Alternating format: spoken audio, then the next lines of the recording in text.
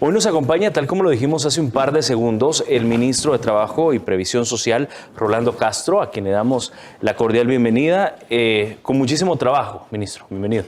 Sí, siempre. Así como nos tiene el presidente de la República 24/7, así como iniciamos hace 2 años, exactamente sigue lo mismo, con mayor nivel de responsabilidad, ya conociendo cómo funciona el Estado en un contexto general.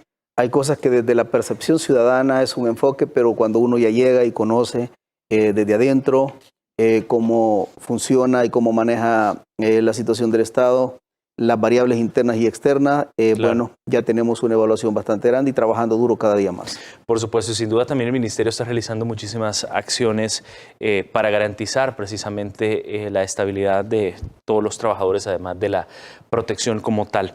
Pero hay otros temas, ministro, con el que me gustaría comenzar esta plática de esta noche, de este jueves 18 de marzo, y es que a 18 días del desarrollo de las elecciones, el Tribunal Supremo Electoral continúa con este atraso en la entrega de los resultados finales. Quisiera conocer sus primeras impresiones al respecto. Se ha venido postergando esta conferencia de prensa que estarían dando los magistrados del Tribunal Supremo Electoral para dar en firme los resultados. Sí, tal como lo anunciamos, tal como se denunció incluso, lo hizo el presidente, lo hicimos mucha gente del gabinete, lo hizo la gente del partido Nuevas Ideas y prácticamente era un secreto a voces que el sistema como tal iba a ser un nivel de burocracia, atraso y en alguna medida de permisibilidad para algunas cosas. Lo denunciamos fuertemente y hoy la práctica, la experiencia, los resultados, los hechos nos han mostrado que siempre tuvimos razón. Inicialmente nosotros planteábamos que el sistema como tal debía de cambiarse. Posteriormente se dijo, miren, por lo menos permítanos una auditoría internacional, que eso es un garante prácticamente del mismo Tribunal Supremo Electoral, un garante de todos los actores, un mensaje de transparencia a nivel internacional. Pero bueno, no lo quisieron, dijeron que el sistema era eficaz, eficiente, iba a ser efectivo en tiempos cortos. Y bueno, acá al pueblo salvadoreño le queda claro. Yo creo que lo más importante de todo fue la forma como se desbordó el pueblo salvadoreño y por eso aquel mensaje que el voto masivo mata fraude era como primordial y transversal en esta elección. Gracias a Dios el pueblo salvadoreño salió, se volcó. Ha sido una diferencia totalmente gigantesca con los partidos tradicionales, pero bueno, ahí tenemos lo que siempre denunciamos, la burocracia, la falta de capacidad operativa y el mismo sistema con el atraso, y hasta este momento todavía no ha habido una declaración de cierre total de todo el proceso. Ahí estamos, pero tenemos un buen aparato de defensa, todo un ejército en ese hotel luchando, peleando porque se respete la voluntad del pueblo salvadoreño y gracias a Dios creo que vamos saliendo más o menos bien.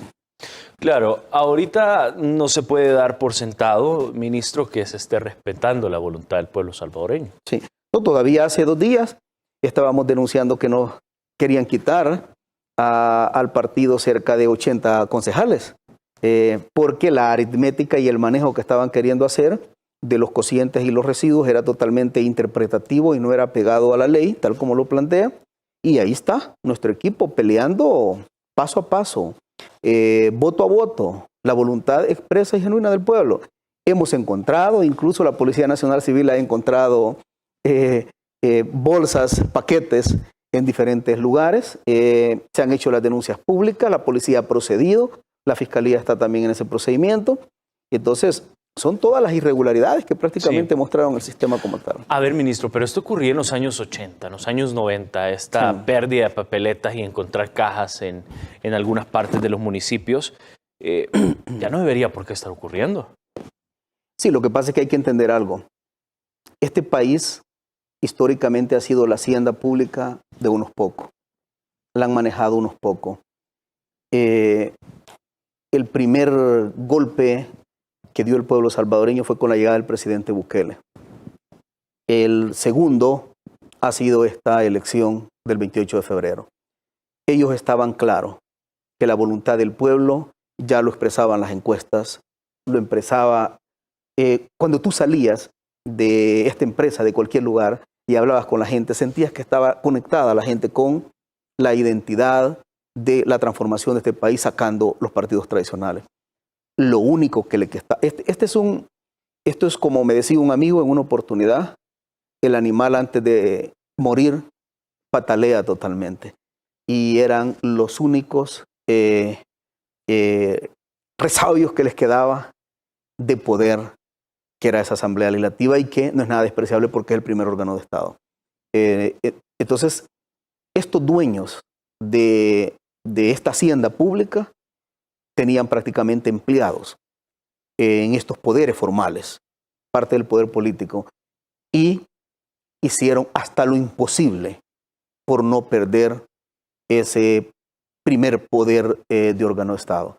La verdad, han hecho hasta lo imposible, han hecho lo más antiético y lo más inmoral que se puede ver, y es un claro retroceso a lo que tú decías, pero eran los únicos o son los únicos soplos de vida que le quedaban a este sistema corrupto, a este sistema arcaico, a este sistema tradicional que se apoderó del país, desmejorando al pueblo salvadoreño como tal, y por eso tenían que hacer su último intento, incluyendo este tipo de cosas que van ya, que riñen con la moralidad, con la ética, pero también con la legalidad. Así que han hecho el todo por el todo, pero la voluntad del pueblo se va a tener que respetar. No vamos a dar un paso atrás mientras no se respete genuinamente la voluntad expresa del pueblo salvadoreño.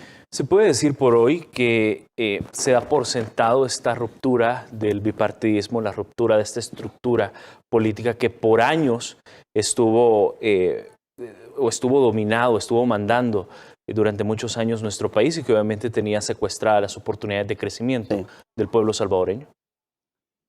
El día de ayer nos poníamos un poco nostálgicos con la ministra Michelle Sol, porque ella está viendo unas comunidades y resulta que de repente la gente te decía de que le llevara 5 láminas.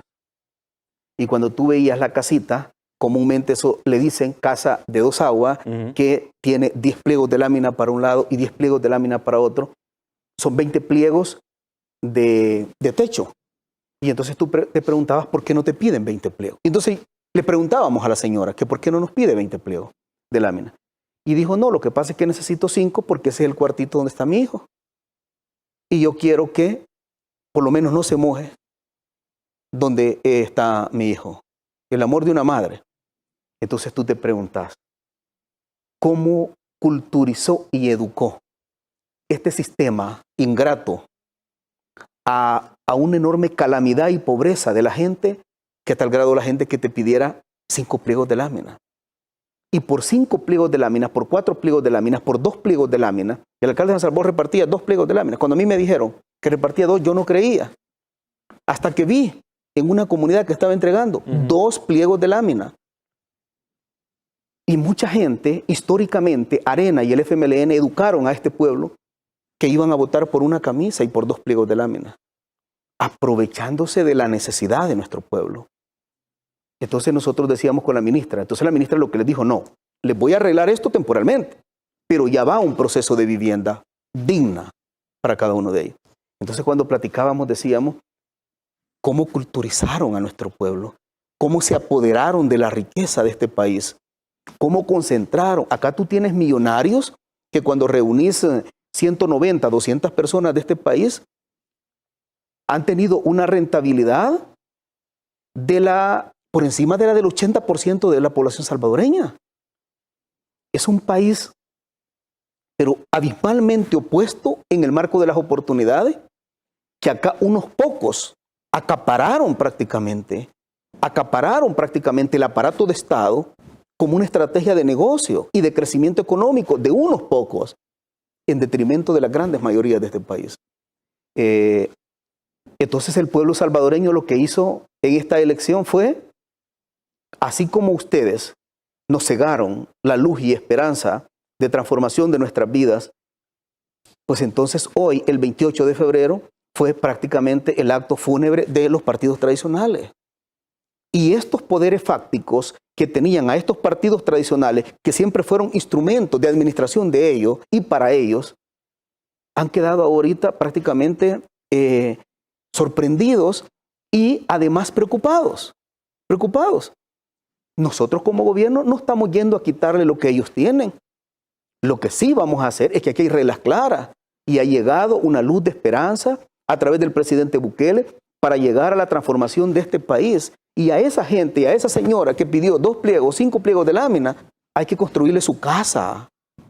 Porque ¿sabes qué? La única herencia que le va a dejar a sus hijos, esa señora, es precisamente esa casita. Pero ahí donde fuimos, la mitad del suelo de esa casa está en tierra y la mitad está en la quebrada del río. Entonces, así fue como diseñaron este sistema. Así fue como se apoderaron. Y así es como de forma injusta, tú tienes acá personas que hoy a las 4 o 5 de la tarde dicen que toman su jet privado para ir a cenar a Miami y a las 11 de la noche están de regreso en El Salvador. Pero tú tenés acá niños y niñas que han muerto por estado de desnutrición severa, porque no han almorzado ni han cenado 2 días antes. Entonces, esto no puede seguir así. El Estado está concebido legalmente como el gran árbitro donde pone las reglas del juego a fin de que todo el mundo tenga por lo menos un estado mínimo de bienestar. Eso se le robó al pueblo salvadoreño durante décadas y hoy se lo vamos a devolver y hoy se lo estamos devolviendo. No es fácil, sobre todo con un gobierno que venimos de enfrentar una pandemia de enormes proporciones, de las pandemias que no han tenido precedente en el mundo entero con más de 100 años.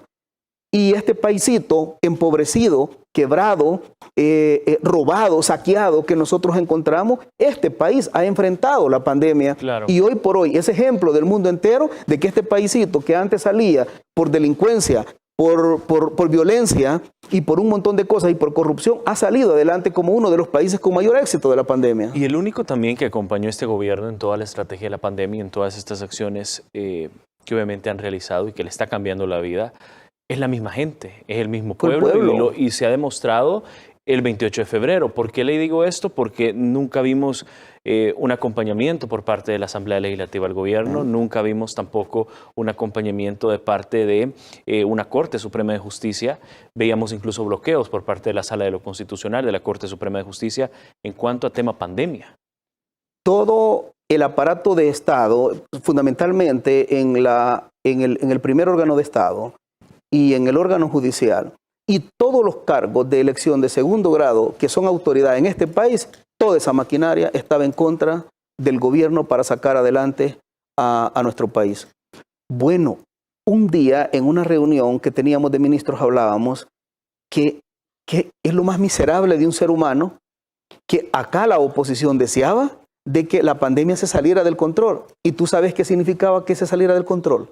Que fueran cientos y miles de salvadoreños muertos. Entonces al final la mezquindad es tan grande de esta oposición ortodoxa, radical, retrógrada, corrupta que hemos tenido en este país, que al final no le interesaba la vida del pueblo salvadoreño. Lo que le interesaba era el tema eminentemente electoral y sacar votos. El pueblo entendió. Hoy tenemos un pueblo despierto, un pueblo crítico y un pueblo que va a estar vigilante a este gobierno, hoy que ha entregado la llave de la Asamblea Legislativa. Va a estar vigilante.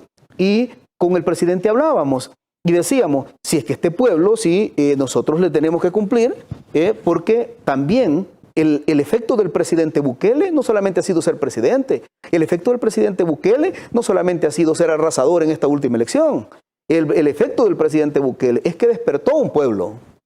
Pero cuando tú despiertas un pueblo, se convierte en masa crítica. Y los gobernantes, como nosotros, estamos bajo una evaluación social de forma permanente del mismo pueblo salvadoreño. Y el pueblo salvadoreño, si nosotros no hacemos las cosas bien, también en su momento nos va a repudiar. Entonces nosotros tenemos que trabajar fuerte en ello. Pero yo sí creo que la pandemia nos vino a afectar, nos vino a demostrar que tan vulnerable es la humanidad.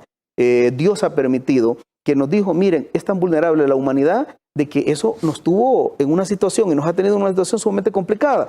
Pero una cosa elemental, yo creo que lo más nefasto de este país, en este gobierno, no fue enfrentar la pandemia. Lo más nefasto de este país ha sido enfrentar esa oposición que hemos tenido. Entonces ya estamos venciendo la pandemia.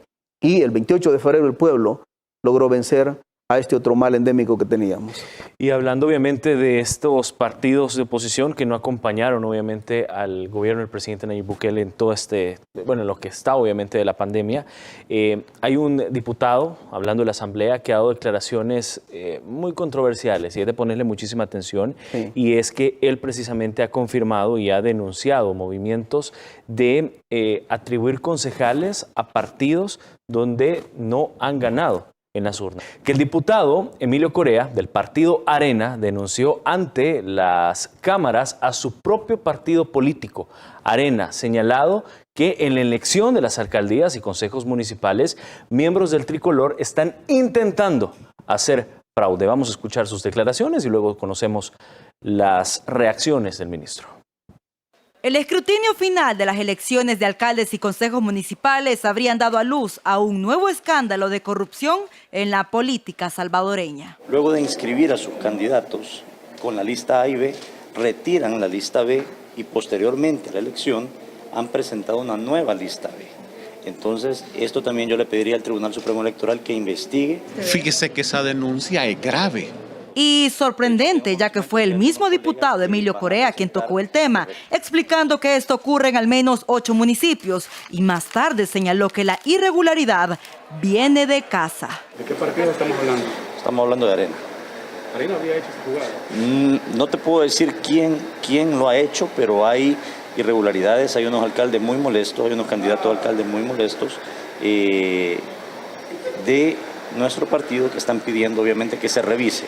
No creo que eso suceda, porque en el partido hay suficientemente gente capaz que sabe de legalidad. Pero aquí gobernar estaría por encima de la razón al aplicar la ley del más fuerte, sobre todo cuando no se calculó el daño que les heredaría las pasadas elecciones, argumentó el diputado Juan José Martel. Lo que están tratando es de sacar gente que a lo mejor no le tienen confianza y poner gente de su confianza, pero eso es totalmente ilegal. Así de dañada estaría la estructura de Arena. Por supuesto que eso está, hay una división profunda porque hay concejales que trabajaron más y tal vez ellos no han quedado, y hay otros que no y van a quedar. Sin embargo, al sondear con otros miembros y diputados del tricolor, la negativa persiste.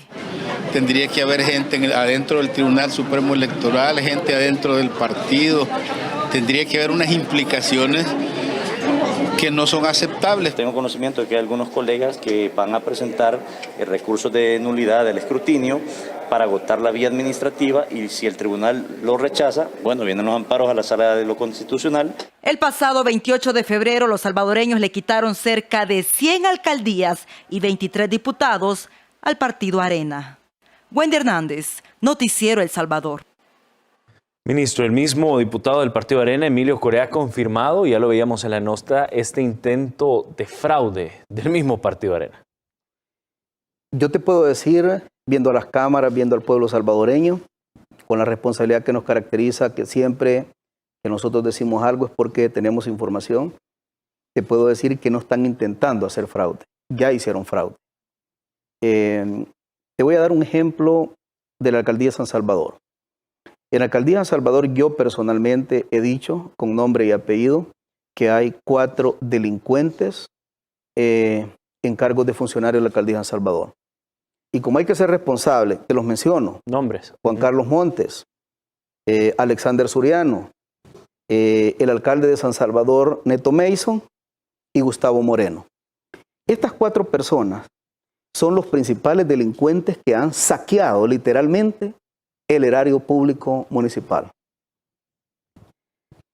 Juan Carlos Montes no participó en las elecciones internas de Arena.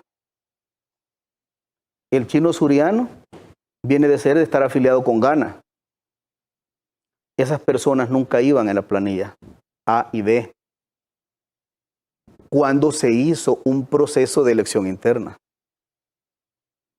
Y hoy aparecen en la planilla B, a tal grado que los concejales que compitieron en las internas, están las actas de los concejales que compitieron en las internas, están las publicaciones que se hicieron, está la información en el Tribunal Supremo Electoral de las inscripciones que hicieron. Y a última hora, te pongo el ejemplo de estos 4 delincuentes que quedaban fuera ya de la alcaldía y que ellos creyeron que cambiándose en la planilla B y quedar, iban a armar un blindaje por todas las atrocidades financieras y legales que han hecho la alcaldía. ¿Ellos nunca fueron candidatos, ministro? Nunca. Nunca. Nunca. Te estoy diciendo que incluso el Chino Suriano, que es uno de los negociantes más fuertes, corruptos que ha tenido Mason, ha estado afiliado con Gana. ¿Sabes por qué? Porque un momento dado que él participó a candidato, a diputado por Arena, Arena lo sacó. Porque Arena en ese momento le dijo que ya él lo tenían bien perfilado como un hombre corrupto y que por lo tanto lo sacaron. Entonces en ese momento que lo sacaron de las filas de Arena, se fue a afiliar con Gana. Y siendo actualmente afiliado de Gana, aparece hoy en la planilla B que nunca participó en las internas del partido Arena. O sea, y activo en Gana, aparece activo en Arena. Exacto, exacto. Nunca participó. Y una cosa más, recuerda que la ley de partidos políticos se respeta. Tú no es automático que tú decís como alcalde, candidato a alcalde, quién es mi consejo, sino que lo sometes a un proceso de elecciones internas. Exacto. Él ni siquiera participó porque él no ha sido afiliado de Arena, sino que ha aparecido activo en la base de datos de Gana como miembro activo de Gana. Y resulta que hoy aparece en la planilla B como concejal. Juan Carlos Monte aparece como concejal y el negociador de todo esto, que fue a coaccionar a otros concejales, el artífice de esto, Gustavo Moreno. ¿Qué es lo que están haciendo? Ellos están claros, ellos están claritos que al perder la alcaldía, los procesos legales vienen contra ellos. Entonces ellos cambiaron a última hora, sin autorización del partido, sin apoyo del partido. Te lo digo porque gente como Emilio Corea y otros más están protestando. Ahorita, es más, los concejales que iban no se habían dado cuenta que ellos ya los habían sacado. Entonces, ¿qué sucede? Al final vienen las impugnaciones y viene todo el proceso legal, tal como Emilio lo dijo, los amparos. Ahora bien, pero eso no cae en un fraude de ley. Es un fraude. Es decir, esto es penado con cárcel. Eso es penado con cárcel y es un delito de carácter penal. Y por eso, viendo a la Cámara, aquí tiene trabajo el Tribunal Supremo Electoral, tiene que revisar minuciosamente esos casos y además, desde ya adelanto, tiene un trabajo la Fiscalía General de la República, porque eso es precisamente un fraude de ley que se ha hecho en este momento. Ahora bien, ministro, pero para este tipo de cambios tuvo que haber existido un aval por parte de alguien del Tribunal Supremo Electoral. Eso es lo que se está revisando y eso es lo que están revisando en el Tribunal Supremo Electoral. ¿Quién dio ese aval? Porque resulta de que acá no es una cosa de que acá está este documento que ingresó respetando el debido proceso y resulta que yo quito este documento y pongo esto ya a última hora, incluso cuando ya se proyecta que está perdida la elección.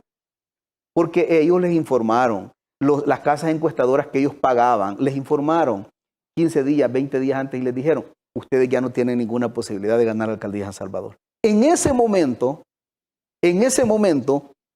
que las encuestas externas y la interna misma de ellos, que la maneja un gerente de la alcaldía de San Salvador, les dijo, 20 días antes les dijo, ustedes ya no tienen ninguna posibilidad, o sea, nosotros les dijo él, ya no tenemos ninguna posibilidad de ganar la alcaldía de San Salvador. La alcaldía de San Salvador la va a ganar Mario Durán. En ese momento, toman la decisión de ir a cambiar, a sacar a los concejales que habían llevado el debido proceso y que además habían participado en las internas y además habían sido publicados y habían cumplido con todo el debido proceso y los quitaron y incorporaron estas 5 personas nuevas porque ya se dieron cuenta que no tenían ninguna posibilidad de ganar. A ver, ministro, 2 preguntas, pero primero vamos a hacer una. ¿Cuál es el objetivo entonces de ellos de mantenerse como concejales de la alcaldía? Es decir, ¿qué hay detrás de esto? Mario Durán tiene un reto muy grande y es que él lo ha planteado muy bien, entrar de un solo con las auditorías. Repito nuevamente, para que le quede en memoria al pueblo salvadoreño, Alexander Suriano, Juan Carlos Monte, Neto Mason y Gustavo Moreno han saqueado la alcaldía de San Salvador. Y ya hay documentos oficiales que incluso esta misma administración que está, han entregado a fin de desvincularse de la corrupción que se está llevando a cabo en la alcaldía de San Salvador. Y resulta que la estrategia era, ok, como ellos cuatro son los corruptos principales, actores intelectuales y materiales de la corrupción, entonces ellos quedaban como concejales para decirle a Mario, sí, nosotros te vamos a dar votos y te vamos a dar gobernabilidad en la alcaldía de San Salvador, a cambio que no nos proceses por todo este tipo de cosas que se han hecho. Ese es el tema de fondo. Querer canjear votos a cambio de la impunidad, de la corrupción y el saqueo que han hecho en la alcaldía de San Salvador. Mira, es tan complicado lo que hicieron en la alcaldía. Se tomaron el dinero de los proveedores. Se tomaron el dinero de la disposición final de los desechos sólidos, que eso es una tasa. Y el concepto de tasa legalmente dice que es el dinero que paga el ciudadano a cambio de la prestación de un servicio. Se lo tomaron. Pero no solo eso les bastó. Se tomaron el dinero de los trabajadores. Nosotros ya tenemos incluso, al Ministerio de Trabajo han llegado personas que han ido a poner las denuncias y han ido con evidencias a mostrar documentos donde muestran el alto contenido de corrupción de estos cuatro sujetos. Y como se está en proceso en este momento, después de tener todo articulado, lo presentamos a la Fiscalía General de la República. Ahora bien, entiendo yo y recuerdo que una de esas personas que usted menciona está vinculada con un caso de investigación contra un sindicalista, ¿no? Sí. El expediente, yo siempre dije en toda entrevista que llegaba que Juan Carlos Monte y Guillermo Portillo, ambos eran los negociadores con los grupos criminales nombrados por Mason. Juan Carlos Monte tenía una negociación directa con un grupo criminal de la pandilla MS y este otro señor Portillo tenía contactos con gente de la otra pandilla. Y es más, el director del Distrito 5 es uno de los actores materiales que incluso entregaban apoyo logístico a las pandillas. El actual director, el director del Distrito 5 de Neto Mason, ha sido el enlace directo, material y físico para entrega de logística a grupos criminales. Esto es sumamente grave, ministro.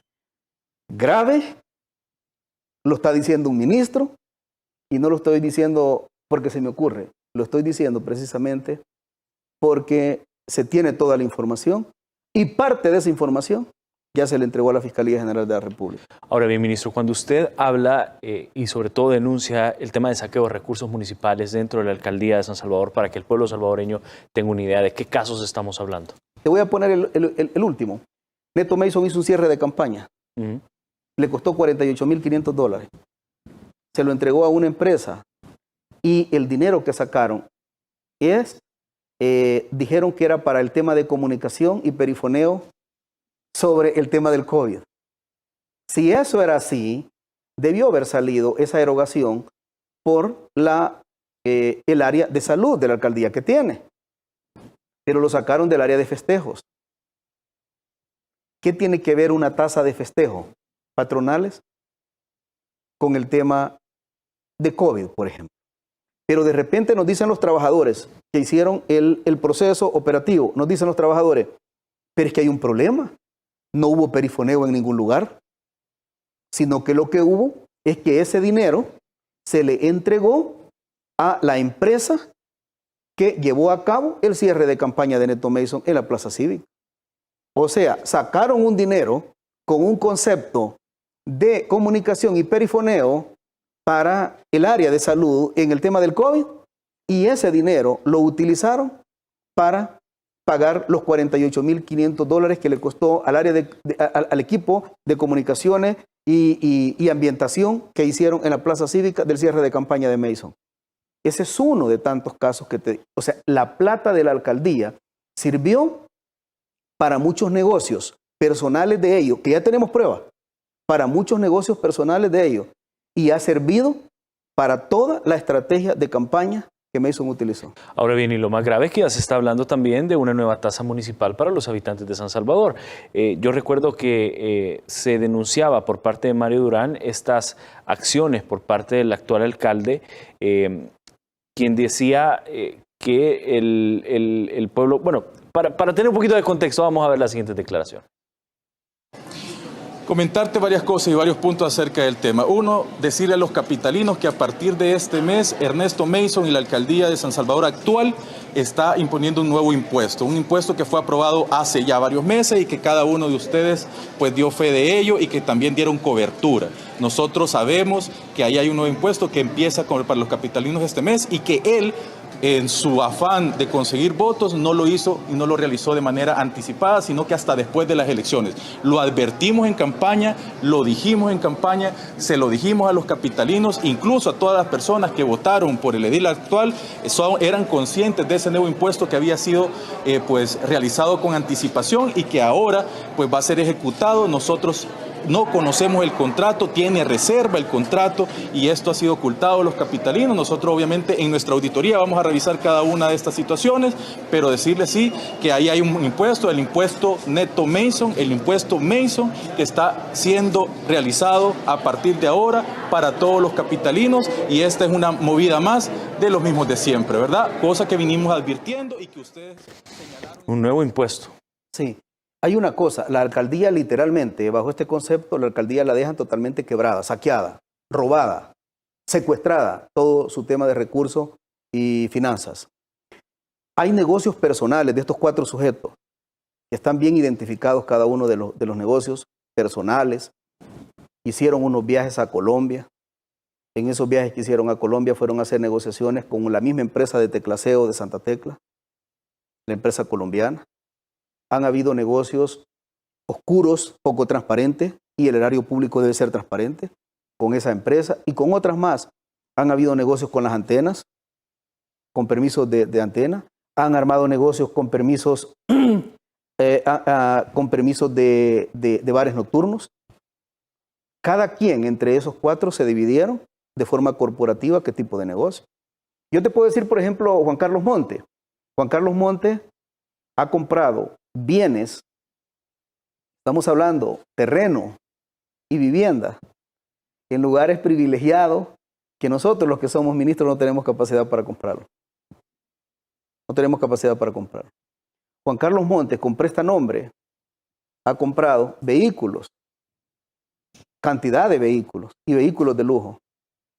Y Juan Carlos Montes, para simular parte de el efectivo que han estado recibiendo, incluso hizo un préstamo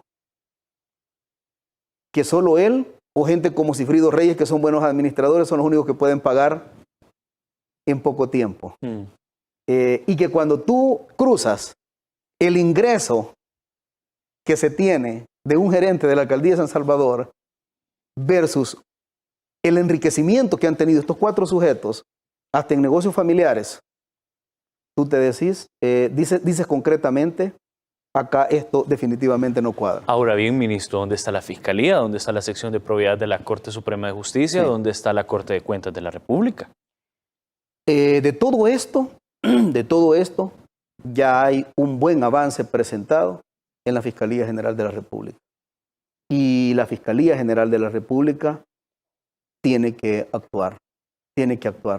Yo creo que al final la corrupción debe de atacarse y condenarse, venga de donde venga, sea quien sea.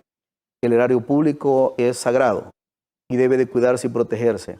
Estos 4 sujetos, yo auguré desde siempre que estos 4 sujetos tienen que terminar en la cárcel para sentar un precedente en este país y para llevarle justicia a ese pueblo. Porque esa persona que yo te puse hace un momento de ejemplo, que tiene 10 pliegos de lámina en su casa, que eso es lo que conforma su casa, y pedía 2, esa persona, a esa señora, a los hijos de esa señora, se les negaron las oportunidades por corruptos, como estos 4 que estamos mencionando. Entre otros corruptos más gigantes que ha habido y que Arena y que el FMLN lo han tenido en los gobiernos anteriores. Eso no puede seguir en este país. Este país debe de cerrar la página de la corrupción, pero sentando precedentes ejemplificantes para que ningún funcionario público en este país se quede con el erario público. Me llama mucho la atención y obviamente creo que también el pueblo salvadoreño que nos está viendo y escuchando, no hay un pronunciamiento al respecto por parte de la Corte de Cuentas de la República sobre estos casos que ya usted mencionó y con casos que también vamos a estar hablando más a futuro, y es lo que está pasando en la Asamblea Legislativa con estas plazas fantasmas, ministro. Fíjate que... Es decir, ¿dónde está? ¿Por qué no se pronuncia? ¿Por qué no hay un comunicado al respecto? ¿Por qué no hay declaraciones en concreto? Todos los días están cayendo mensajes por las diferentes redes sociales nuestras privadas de trabajadores de la alcaldía que se están incorporando trabajadores, valga la redundancia, que nunca trabajaron en la alcaldía de San Salvador. Mario tiene un gran reto. Ahí hay un montón de plazas fantasmas en la alcaldía de San Salvador también. Fíjate que nosotros venimos y denunciamos las plazas fantasmas en la alcaldía de San Salvador. Y yo incluso lo traje acá, a este medio, y acá están todos los datos de la gente con plazas fantasmas de la alcaldía de San Salvador. Voy a pedir, ministro, que lo ponga más al frente para que pueda ver el pueblo salvadoreño. Sí. Aquí están con nombre y apellido, con código de boleta de pago, con el salario, con el erario, está todo. Acá está la firma de todos los coordinadores, o sea, los jefes, donde dan fe de que estas personas no llegaron a trabajar. Pero estamos hablando los jefes de la alcaldía de San Salvador, que tienen 20, 25 años de estar trabajando, dan fe con su firma, con su nombre y con su sello, diciendo que estas personas no venían a trabajar, no se presentaban a trabajar. Y toda esta gente, acá está, no se presentaban a trabajar. Y toda esta gente, Mason la tenía en un troll center. Ahora bien, ministro, es una gran rema la que usted trae. No, es que lo que pasa es que acá, mira, o sea, todas estas son plazas fantasmas de la alcaldía de San Salvador. Todas estas son plazas fantasmas de la alcaldía de San Salvador. Nunca llegaron a trabajar. Todo esto era lo que tenía Neto Mason. Cuando Neto Mason escribía, por ejemplo, algo en la cuenta de Facebook y de Twitter, salía una gran maquinaria contestándole, felicitándole, hasta le decían presidente, hasta le decían, mire, el héroe de El Salvador, y era toda esta gente que la tenían en un troll center y que hoy están llegando a presentarse bajo las órdenes de los jefes. Y los jefes están levantando actas diciendo que estas personas nunca vinieron a trabajar. Y esos mismos jefes y esos mismos trabajadores nos están llevando información. Están llegando incluso a denunciar al Ministerio de Trabajo, están llevando información. Por una cosa, yo trabajé 26 años también en esa alcaldía. O sea, la mayor parte de esa gente la conozco. Y esa misma gente tiene confianza y está llegando y me dice, ministro, no hay otra forma ni ninguna otra instancia de poder recurrir, sino que venimos donde ustedes... Y yo estoy procesando las denuncias que están llegando y se las estoy haciendo llegar al fiscal general de la República, a la fiscalía. Y la fiscalía tiene que actuar, tiene que proceder. También quiero decirte que ya presenté, bueno, aquí está, denuncia en la Fiscalía General de la República. Acá está, dirigido al señor Raúl Melara, fiscal general de la República, donde he ido prácticamente a denunciar a estas personas y todavía incluso le pongo los delitos por los cuales están tipificados y debería de proceder contra Neto Mason y contra este grupo, contra esta estructura corrupta que se tiene en la alcaldía. Yo voy a pasar todas las instancias que corresponden. Ya fui a Corte de Cuentas también. Y es más, no solamente llegué a presentar la denuncia a Corte de Cuentas, me recibió de forma muy gentil el presidente de la Corte de Cuentas cuando llegué a presentar la denuncia. Y eso la presenté en el mes de octubre. Y hasta esta fecha, yo no tengo resultado ni del presidente de la Corte de Cuentas, ni de la Corte de Cuentas, ni de ninguna institución sobre esto. 5 meses después, ministro, sin duda tiene muchísimo trabajo la Corte de Cuentas de la República por todo lo que ustedes han presentado. Es más, quiero presentarles también lo que ha dicho el Sindicato de Trabajadores de la Corte de Cuentas, que de hecho ha convocado a la prensa por información que quieren dar a conocer, y quiero leérselas en estos momentos. Esta convocatoria de prensa por parte del Sindicato de Trabajadores. Se hace una atenta invitación a los medios de comunicación, dice la conferencia de prensa que el Sindicato de Trabajadores de la Corte de Cuentas llevará a cabo. Esto ocurrirá mañana a las 7 de la mañana frente a la Corte de Cuentas de la República, y es que ellos demandan abuso de poder, actos arbitrarios, despilfarro de recursos, falta de liderazgo e inoperancia de los magistrados de la Corte de Cuentas de la República. Creo que por todo esto se da lectura a que no han avanzado esas investigaciones. Mira, yo creo que el 28 de febrero fue un quiebre a nivel estratégico y estructural de este país. Y el pueblo cambió y el país cambió. O sea, ya el 1, el 2, el 3 ya es una nueva era. Y aquí hay una cosa. Todos los funcionarios públicos de este país deben de replantearse, todos, hasta los cargos de elección de segundo grado. Porque yo sí tengo mucha fe que vamos a tener una asamblea legislativa decente. Vamos a rediseñar un nuevo aparato en este país, y yo sí tengo fe que esa asamblea legislativa va a fiscalizar el funcionamiento de muchos funcionarios. Y acá ha llegado el momento que el que quiere ser funcionario solo tiene que hacer 2 cosas: cumplir y hacer cumplir la ley. Y el funcionario que no lo haga, vamos a tener una asamblea legislativa que va a ser vigilante, que va a ser contraloría, y que el mandato constitucional que esa asamblea legislativa tiene, en alguna medida, la creación de comisiones especiales para investigar diferentes casos. Y en este país, si las instancias no funcionan, va a tener que funcionar la nueva Asamblea Legislativa. Y uno de los polémicos casos también que se ha ventilado en la Asamblea Legislativa y que ya venía desde administraciones pasadas son las plazas fantasmas. De eso vamos a regresar hablando luego de la pausa. Quédese con nosotros. Está interesante la entrevista. Ya venimos.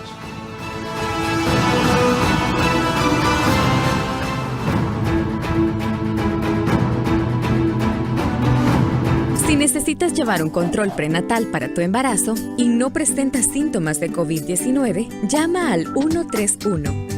Si tienes una hija o hijo menor de 5 años que necesita atención médica y no presenta síntomas de COVID-19, llama al 131, el nuevo número de atención médica especializada del Gobierno de El Salvador, para que no salgas de casa y evitemos contagios. En el 131, un profesional de la salud te atenderá de lunes a viernes de 7:30 a.m. a 5:30 p.m. 131. Tú llamas, nosotros te atendemos. Gobierno de El Salvador, con el apoyo de la Embajada de Canadá y UNSPA. ¿Qué se necesita para volver a empezar? Se necesitan las manos de Don Luis para amasar el pan en su local. También se necesitan las de María para que lo venda en su negocio. Y las manos de Lupita para que los prepare en su comedor. En la vida hay que saber levantarse. Y para hacerlo, se necesitan las manos de todos los salvadoreños. Por eso creamos Firempresa, un esfuerzo del Gobierno de El Salvador para reactivar la economía de la micro, pequeña y mediana empresa a través de la entrega de subsidios para pago de planillas y de financiamiento de líneas de crédito a largo plazo, con una tasa de interés del 3% y hasta 12 meses para empezar a pagar. Si eres trabajador o empresario del sector formal o informal, ingresa a firempresa.gov.sb, un sitio amigable, gratis y fácil de usar, en el que te guiaremos paso a paso para completar tu solicitud de subsidio o crédito. Es momento de que juntos reactivemos la economía del país, porque para levantar a El Salvador, nada mejor que las manos de todos. Firempresa, una iniciativa del Gobierno de El Salvador, ejecutada por Bandesal. Hacelo por vos. Hacelo por mí. Hacelo por todos. Tapa ese recipiente donde almacenas agua. Botá el agua estancada en guacales, llantas y estopas de coco. Cambia el agua de los bebederos de animales y de floreros cada 3 días.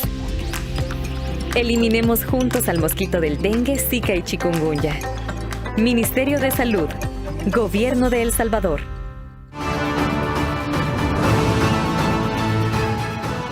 Gracias por continuar con nosotros. Acá en la entrevista de Noticiero El Salvador estamos hablando con Rolando Castro.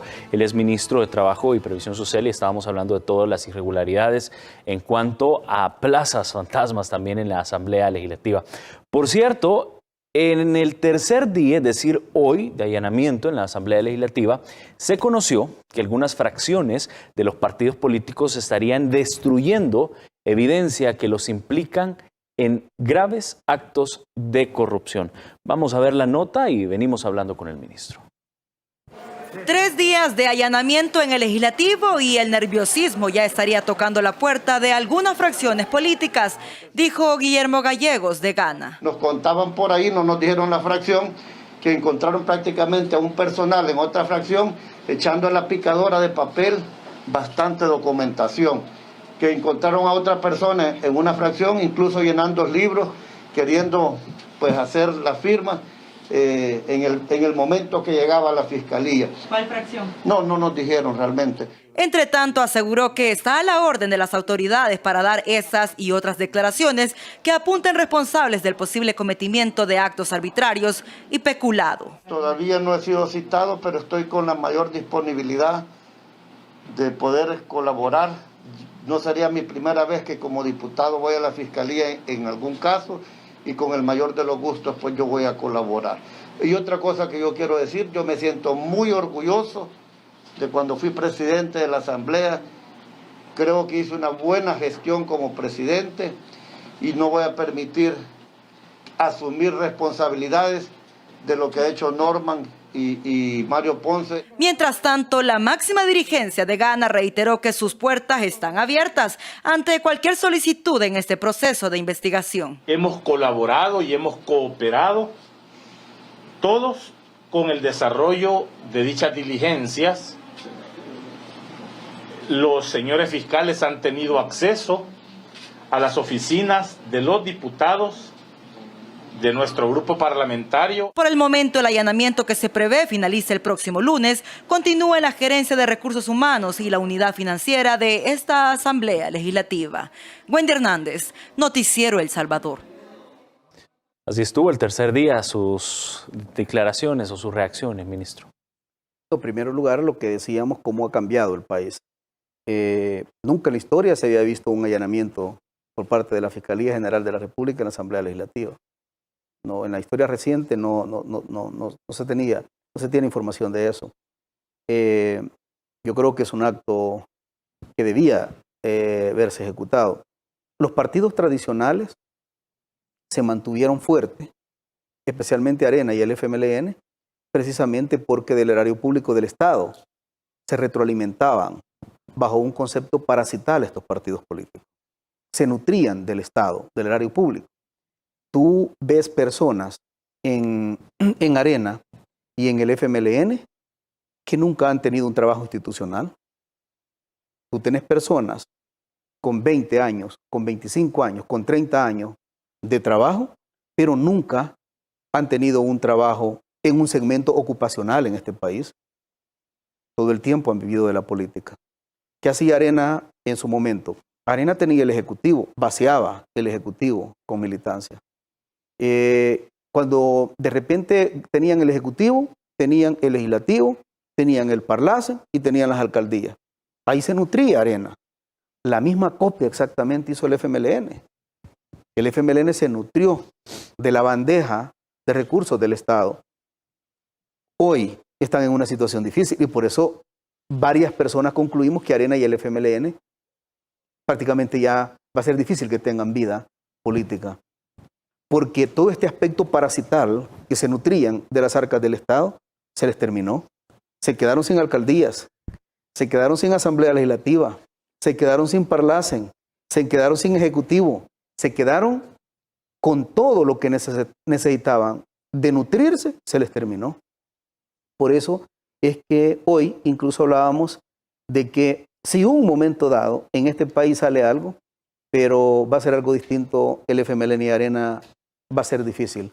Prácticamente la muerte política de estos dos partidos, y ya todavía ni siquiera quiero mencionar algunos partidos pequeños que también han sido con ese concepto parasital del Estado.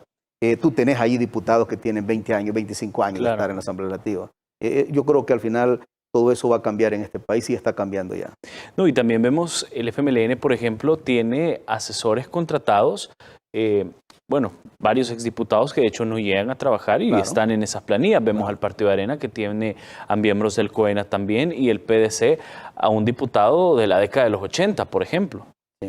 Sí, esta clase política rancia, arcaica, que nunca quiso apartarse. Tú tenés que tener claro que la lectura política de un ser humano y de la vida política de una persona, de cualquier tipo de ejercicio que sea en la vida, siempre es cíclica. Y tú tenés que analizar el comportamiento, dónde llegás y dónde tenés que tener el cierre del ciclo de tu vida política. Pero ahí tenemos personas que prácticamente la Asamblea Legislativa ha sido su casa. Bueno, la vez pasada salieron hasta denunciando de que la Asamblea Legislativa era prácticamente el lugar donde se echaban los tragos los diputados y se ponían bolos ahí y otro tipo de cosas más. O sea, la Asamblea Legislativa prácticamente la prostituyeron en todo sentido. Allá andaba siempre un hombre de Capres con un maletín negro que de esa manera tenía la correlación de votos en la Asamblea Legislativa. Todo eso se terminó. Tú lo viste ahora con una campaña prácticamente paupérrima que ahí se quejaban. ¿Pero por qué era? Porque no utilizaron los recursos en alguna medida que siempre han estado de Capres, que la partida secreta prácticamente era el sostén de esos mismos partidos. Ahí se han encontrado documentos en Casa Presidencial, pruebas y testigos, donde aseguran mucha gente de esa, que incluso han quedado incluso algunos diputados actuales en la Asamblea Legislativa de algunos partidos, que prácticamente todo el tiempo estuvieron sobreviviendo de la partida secreta. Entonces, ese tipo de cosas ya no. Tú no podés estar premiando los niveles de corrupción siendo gobierno cuando al otro lado tenés un drama humano de la sociedad salvadoreña empobrecida. O sea, duele decir esto y a veces se le salen palabras a uno, pero estos sinvergüenzas prácticamente se tomaron el erario público del Estado, lo secuestraron a fin de enriquecerse de forma ilícita y afectar y perjudicar al pueblo salvadoreño. Eso se terminó y por eso esta es la construcción de una política distinta y esta es la construcción de una reingeniería que el Estado va a necesitar, pero con decencia, con honestidad y sobre todo privilegiando a los más vulnerables. Veíamos que el Ministerio de Trabajo también realizó inspecciones en la Asamblea Legislativa ante estas denuncias de Plaza Fantasma, algo que fue criticado por el presidente de la Asamblea Legislativa. Sí. ¿Qué encontraron? Sí, a nosotros nos llegaron denuncias de esa y también nos llegaron denuncias sobre el tema de seguridad ocupacional. A raíz de eso enviamos una comisión del ministerio que fuera a verificar. Pues ellos estaban precisamente con el jefe de recursos humanos cuando ahí le cayó la llamada del diputado Mario Ponce, diciéndoles qué tipo de información o no iban a entregar. Eso fue el informe que me dieron a mí, el equipo que estaban en el lugar de los hechos. A raíz de eso... ¿El mismo Mario Ponce? Sí, que él les había hablado de forma directa. Ese fue el informe que a mí me trasladó el equipo. En ese momento yo subí un tuit y dije que denunciaba que el presidente estuviera obstruyendo, porque también eso es delito, obstruir el libre ejercicio que deben de ejecutar nuestros inspectores.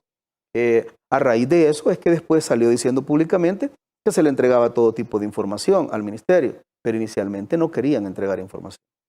Ahora bien, esto obviamente es algo que ya se venía diciendo desde presidencias pasadas en la Asamblea Legislativa y mucho también se ha criticado y el mismo presidente de la República también lo criticó y se mostró preocupado, el hecho de en su momento buscar indemnizar estas plazas fantasmas para irse de una vez por todas. Se hablaba de una indemnización de $35,000, ministro. Y es que por eso digo que en este país no sé si a veces da ganas de reír o da ira ver la hipocresía de los políticos, porque de repente está la grabación donde Mario Ponce dice eso y después da otra conferencia diciendo que no dijo eso.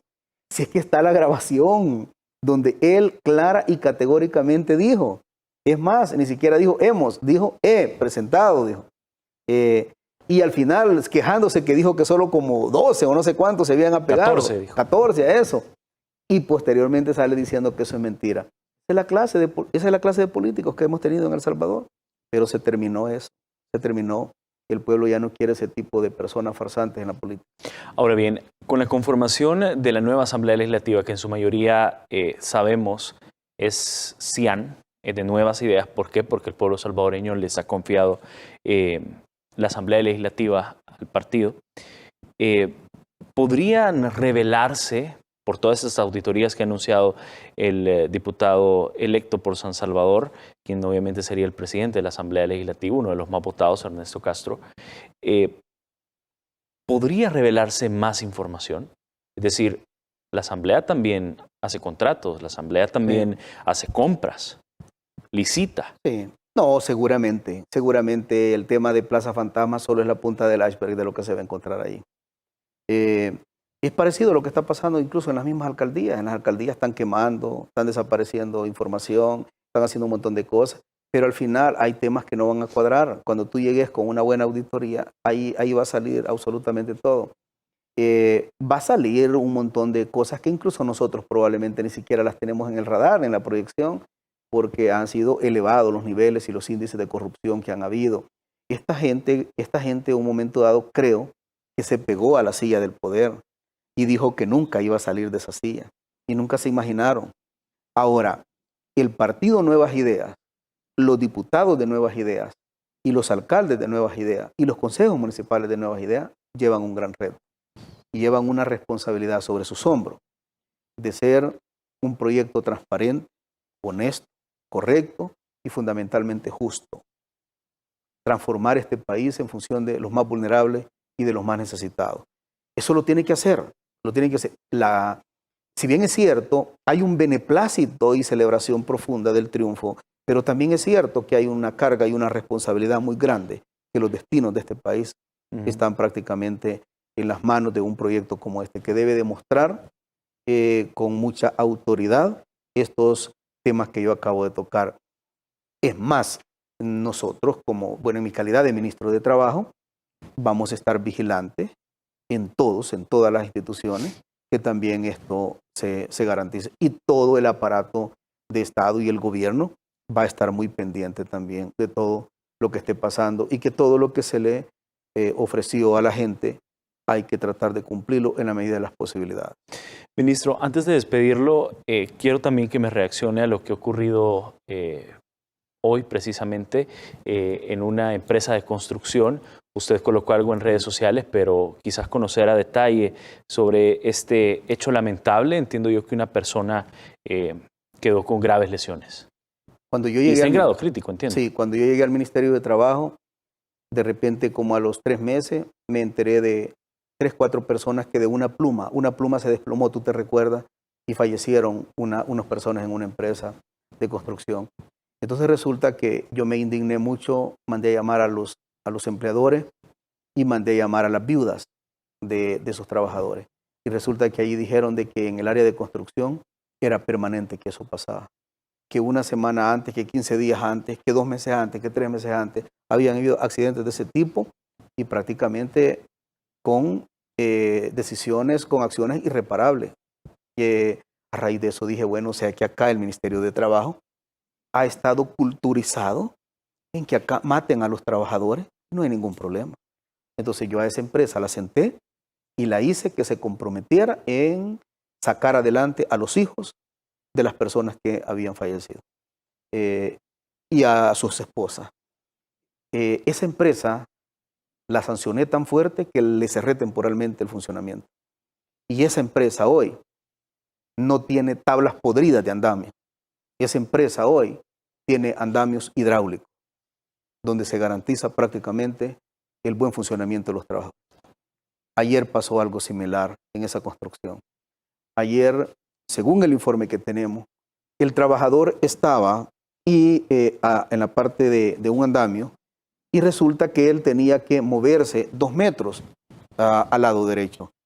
Para moverse había una interrupción donde tenía que soltarse prácticamente y pasarlo a este lado. El arnés. Sí, el arnés. Y se puso el pie en la otra parte del andamio. Y esa otra parte del andamio no lo soportó y el trabajador cayó. Y el trabajador está en este momento en una situación bien crítica. Yo no voy a tolerar que un empleador, solamente por tener niveles de rentabilidad excesiva, estén con esos andamios podridos y estén matando a nuestros trabajadores. No se los vamos a permitir.